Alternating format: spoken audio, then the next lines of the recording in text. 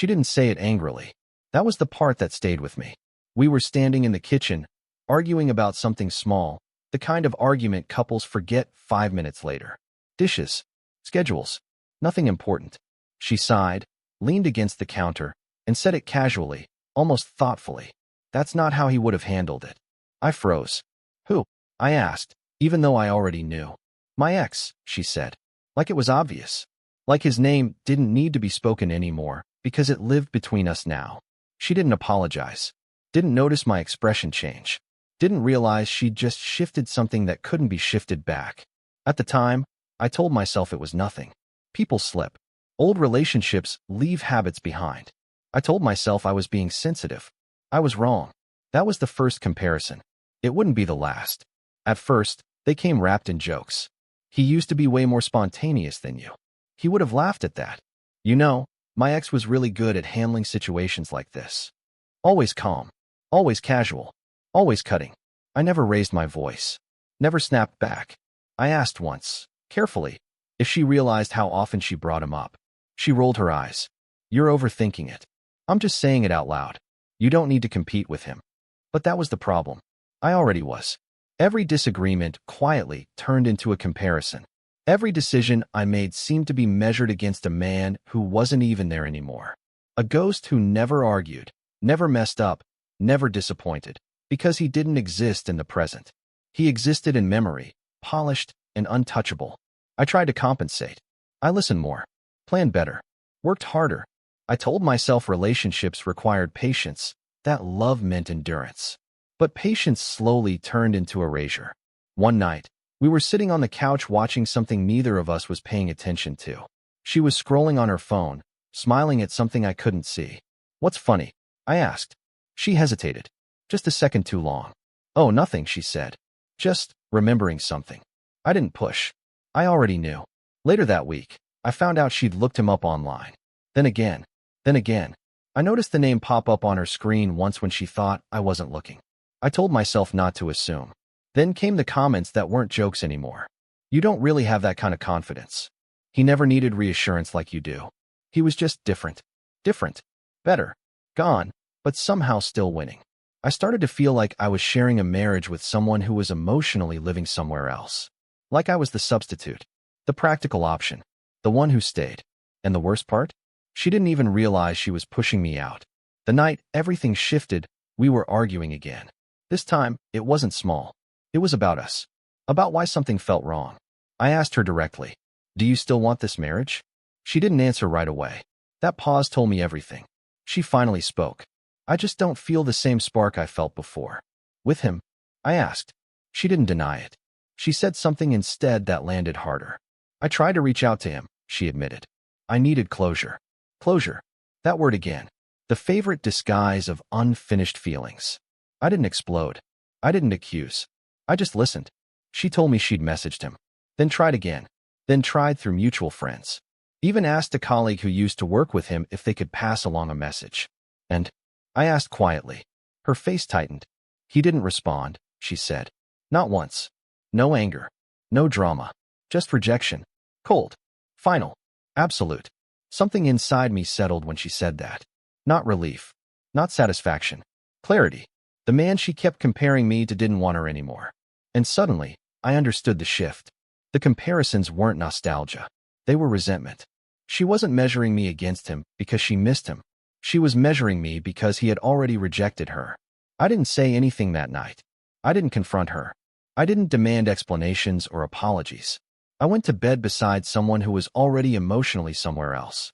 And for the first time since we'd been married, I stopped trying to win.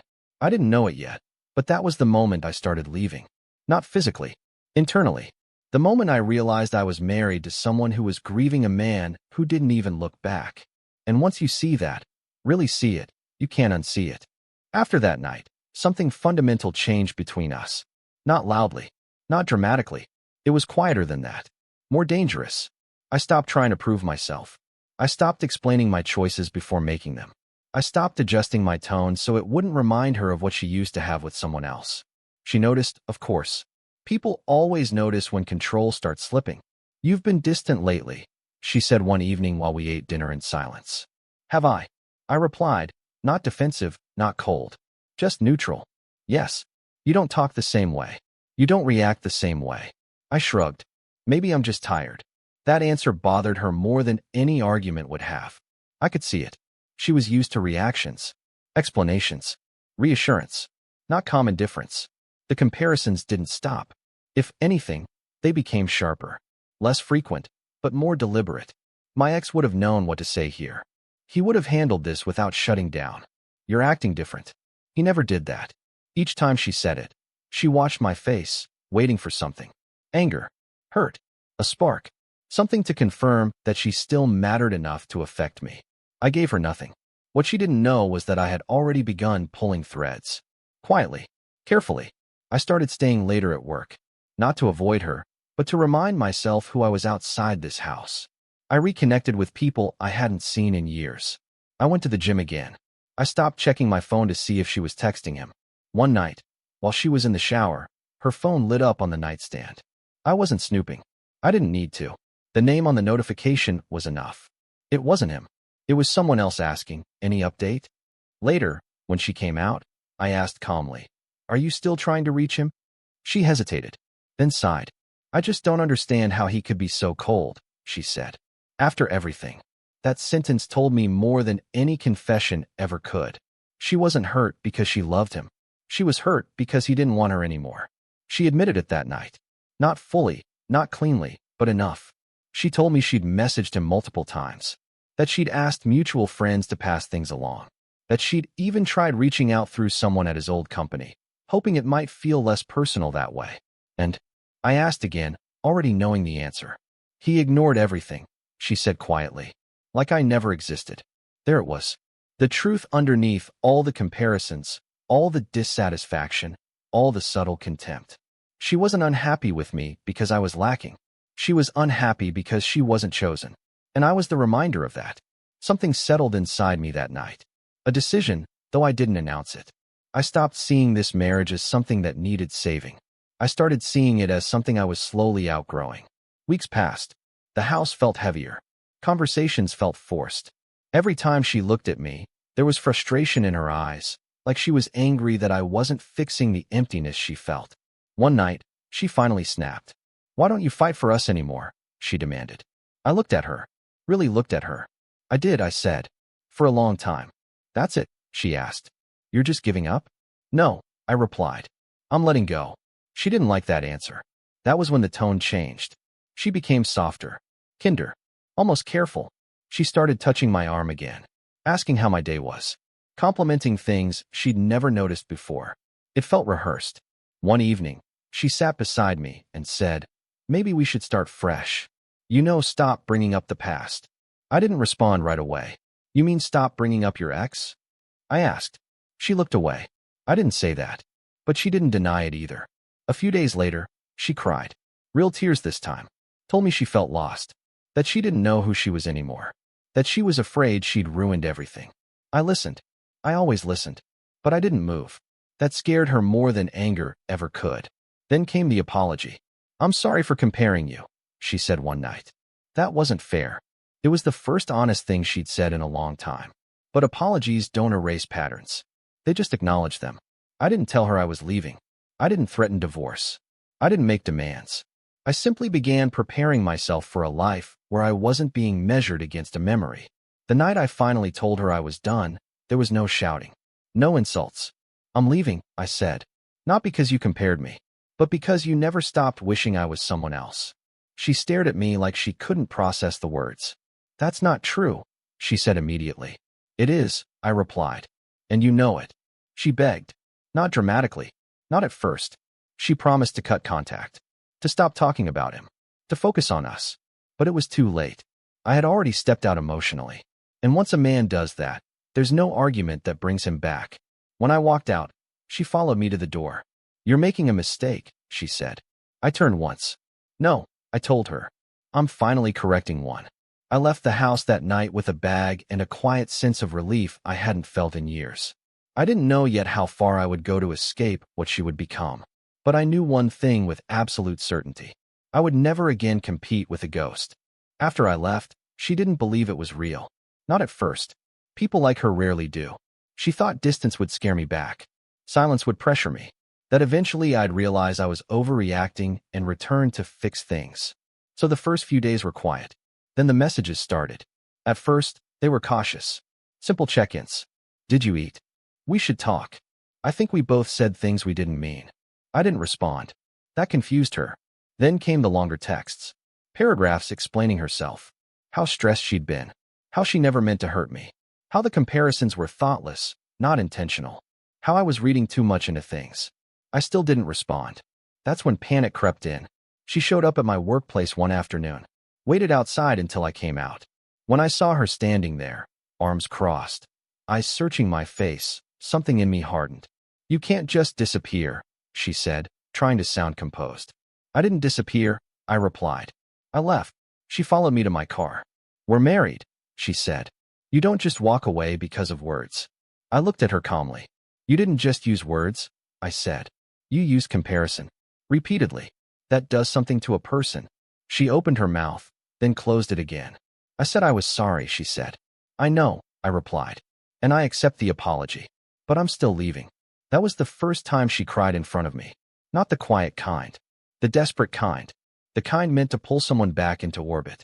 I stood there, hands at my sides, feeling nothing but exhaustion. She grabbed my arm. Please, she said. Don't do this. I chose you. I gently removed her hand. You chose me after you were rejected, I said. That's not the same thing. That sentence broke something in her. After that, the attempts multiplied. She called. I didn't answer. She texted. I didn't reply. She emailed. I archived it. Then she tried another angle. She reached out to my friends.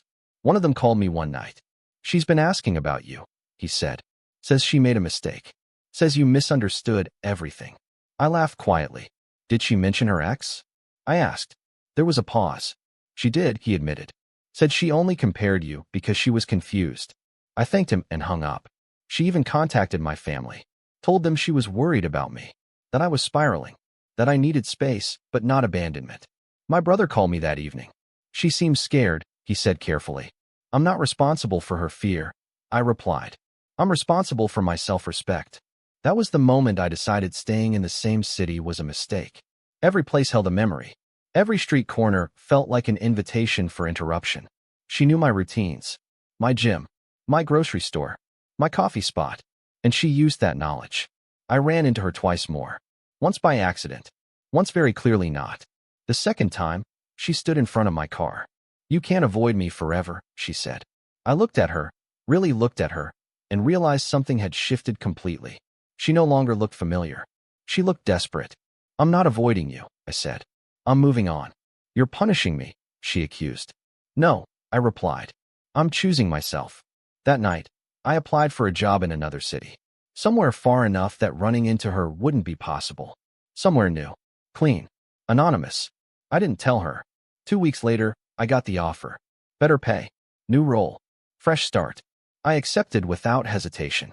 When I told her I was leaving the city, she lost control. You're running, she said through tears. You're erasing us. No, I said calmly. You erased us when you made me feel replaceable. She begged again. Promised therapy. Promised change. Promised she'd never mention him again. But the truth was simple. Once someone shows you who they compare you to, they can never unring that bell. I moved quietly. Sold what I didn't need. Packed what mattered. Left no forwarding address. The day I drove away, I felt something I hadn't felt in years. Light. The new city didn't care about my past. My co-workers didn't know my marriage story. My neighbors didn't know my name. I was just another man starting over. And for the first time, that felt like freedom. Work filled my days. Silence filled my evenings. And slowly, peace filled the space she used to occupy. Months passed. Then I met someone. Not in a dramatic way. No lightning. No instant connection. Just calm. She listened without comparing. She asked questions without measuring answers against someone else. She didn't mention exes like benchmarks. She saw me. As I was. That was enough. I didn't post about her. Didn't announce anything. Didn't look back. I thought that chapter was closed. I was wrong. I didn't know she had been looking for me. Not at first. The new city had done its job. It erased patterns. Broke habits. Replaced familiar streets with anonymous ones.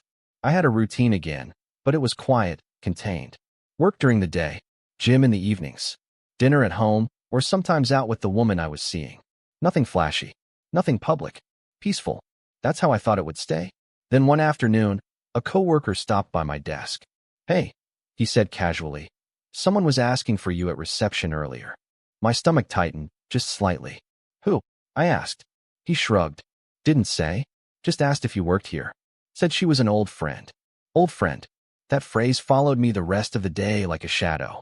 I told myself not to jump to conclusions. Cities are big. Coincidences happen. People misidentify others all the time.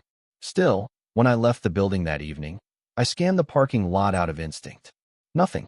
2 days later, it happened again. This time, it wasn't reception. It was the building manager at my apartment complex. "There's a woman who came by asking about you," he said. "Didn't give her your unit number. She said she used to live with you." That was when I knew. She had found me. I didn't ask how. I didn't need to. There are only so many ways someone can chase a ghost. Social networks, mutual contacts, online traces. She had time. And regret tends to be persistent. That night, I told the woman I was seeing what was happening. "She tracked you down?" she asked, incredulous. "Apparently," I said. I didn't give her the address. She studied my face. "How do you feel about it?" I thought about the question longer than expected. "I don't feel anything," I said honestly. "That's the strange part." She nodded slowly. "If she shows up," she said, "what will you do?" "I'll handle it," I replied. I hoped I wouldn't have to. I was wrong.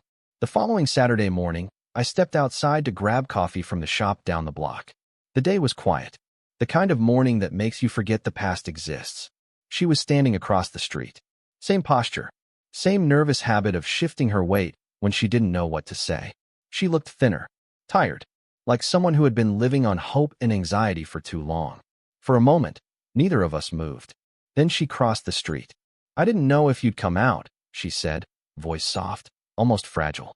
I looked at her calmly. "You shouldn't be here," I said. "I just wanted to see you," she replied. "Just once." I didn't invite her in. I didn't raise my voice. I didn't argue. I simply stood there. "You left," she said, like it was an accusation. "Yes," I replied. "I did. You didn't give me a chance to fix things." I almost smiled. "I gave you chances," I said. "You used them to compare me to someone who didn't want you." Her face tightened.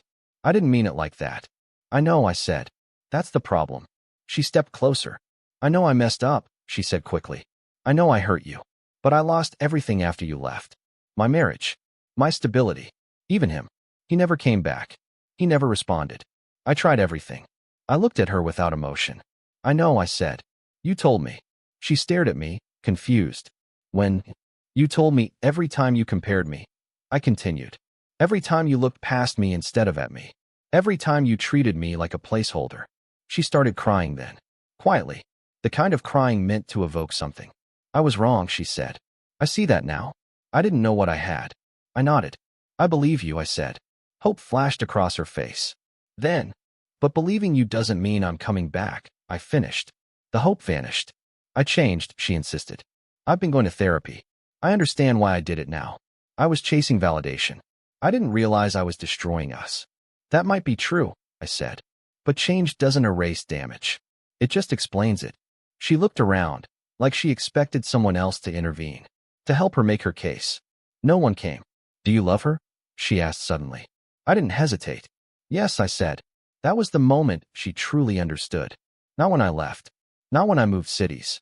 Not when I ignored her messages. But when she realized I had rebuilt something she no longer had access to. "She's better than me," she said bitterly. I shook my head. "She's different," I replied. "She doesn't measure me against someone else." She wiped her face. "I was comparing because I was scared," she said. "Scared of settling. Scared of choosing wrong.